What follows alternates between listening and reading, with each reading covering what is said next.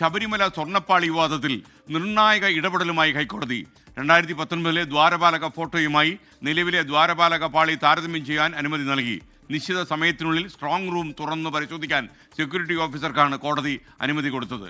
2019 2025 ദ്വാരപാലക സ്വർണ്ണപ്പാളികളുടെ ചിത്രങ്ങളിൽ വ്യത്യാസമുണ്ടെന്ന് ദേവസ്വം വിജിലൻസ് കോടതി അറിയിച്ചു. അന്വേഷണ റിപ്പോർട്ട് 6 ആഴ്ചയ്ക്കുള്ളിൽ സമർപ്പിക്കണമെന്നും ഹൈക്കോടതി. വിപിൻ സി വിജയൻ വിവരങ്ങളുമായി കൊച്ചിയിൽ നിന്ന് തത്സമയം ചേരുന്നു. പറയൂ വിപിൻ.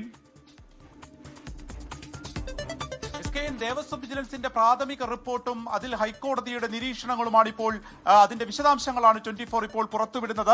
1995 ഈ ദ്വാരപാലിക വിഗ്രഹം സ്വർണം പൂശുന്നതിന് വേണ്ടി ദേവസ്വം സെക്രട്ടറി അന്ന് അനുമതി നൽകുകയായിരുന്നു. 1999 അത് സ്വർണം പൂശി. എന്നാൽ അതിന്റെ രേഖകൾ കണ്ടെത്താൻ കഴിഞ്ഞിട്ടില്ല. ഉണ്ണികൃഷ്ണൻ പോറ്റിക്ക് ഇത് കൈമാറിയപ്പോൾ പിന്നീട് ചെമ്പുപാളി എന്നാണ് മഹസറിൽ രേഖപ്പെടുത്തിയത്. ഇത് മനഃപൂർവ്വം രേഖപ്പെടുത്തിയതാണ്.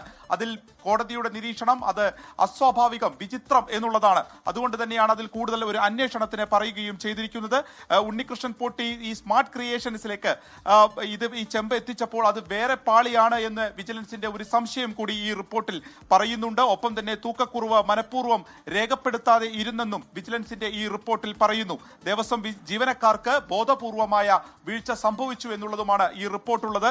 ഇതിലാണിപ്പോൾ വളരെ നിർണായകമായിട്ടുള്ള ഒരു ഇടപെടൽ ഇത് ഹൈക്കോടതിയുടെ ഭാഗത്തുനിന്ന് ഉണ്ടാവുന്നത്. 2019 2025 ദ്വാരപാലക സ്വർണ്ണപ്പാളികളുടെ ചിത്രങ്ങളിൽ വ്യത്യാസമുണ്ട് എന്നുള്ള ദേവസ്വം വിജിലൻസിന്റെ ഒരു കണ്ടെത്തലുണ്ടായിരുന്നു.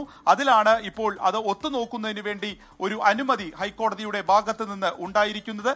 സ്ട്രോങ് റൂമിലെ മുദ്രവെച്ച ദ്വാരപാലക പാളികളും പരിശോധിക്കാനും ഈ അനുമതിയുണ്ട്. അന്വേഷണം 6 ആഴ്ചയ്ക്കുള്ളിൽ പൂർത്തിയാക്കണം എന്നാണ് പറഞ്ഞിരിക്കുന്നത്. വിജിലൻസ് അന്വേഷണത്തിന്റെ അന്തിമ റിപ്പോർട്ട് ഈ വെള്ളിയാഴ്ച സമർപ്പിക്കാനിരിക്കുകയാണ്. അതിനൊപ്പം തന്നെ 6 ആഴ്ചയ്ക്കുള്ളിൽ ഇവ കൂടി പരിശോധിക്കാനും പറഞ്ഞിരിക്കുകയാണ്. 2019 ദ്വാരപാലക ഫോട്ടോയുമായി നിലവിലെ ദ്വാരപാലക പാളി താരതമ്യം ചെയ്യണം. അതിലെന്തെങ്കിലും രീതിയിലുള്ള വീഴ്ചകൾ അതിൽ സംഭവിച്ചിട്ടുണ്ടോ, അതിലെന്തെങ്കിലും കുറവുകൾ സംഭവിച്ചിട്ടുണ്ടോ എന്നുള്ളത് കൂടി രേഖപ്പെടുത്തണം എന്നുള്ളതാണ് പറഞ്ഞിരിക്കുന്നത്. ഒപ്പം തന്നെ സെക്യൂരിറ്റി ഓഫീസർക്ക് നിശ്ചിത സമയത്തിനുള്ളിൽ ഈ സ്ട്രോങ് റൂം തുറന്ന് പരിശോധിക്കുന്നതിന് വേണ്ടിയുള്ള ഒരു അനുമതി കൂടിയാണ് ഹൈക്കോടതിയുടെ ഭാഗത്തുനിന്ന് ഉണ്ടായിരിക്കുന്നത്.